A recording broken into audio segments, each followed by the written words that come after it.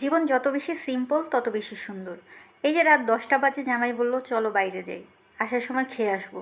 বিশ্বাস করেন আমি একটুও চলো যাই বলতে দেরি করিনি। আজ পর্যন্ত এমন হুটহাট রাতে ঘোরাঘুরির গল্প আলহামদুলিল্লাহ আমাদের অনেক আছে। আমি প্রস্তুত থাকলেও কখনো বলি না অমুক রেস্টুরেন্টে আমাকে খাওয়াতে হবে। এমনও হয়েছে দুজন হাতে হাত ধরে অনেকটা রাস্তায় শুধু হেঁটেছি, তারপর দোকানের বসে চা খেতে খেতে গল্প করেছি। রাত অনেক হওয়ায় দেখা গেছে দোকানে কেউ নেই। চা শেষ করে রিকশার বাতাস উপভোগ করতে করতে বাসায় এসেছি।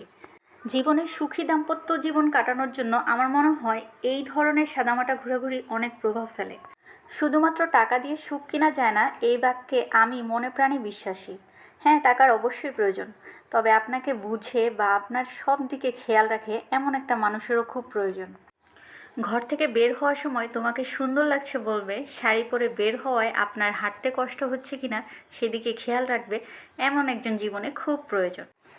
সেদিন গিয়েছিলাম ডমিনোজে পিৎজা খেতে। এই ব্রাঞ্চে এখন অবধি যাওয়া হয়নি, তাই ভাবলাম এখানেই ট্রাই করি। রেস্টুরেন্ট ফাঁকাই ছিল।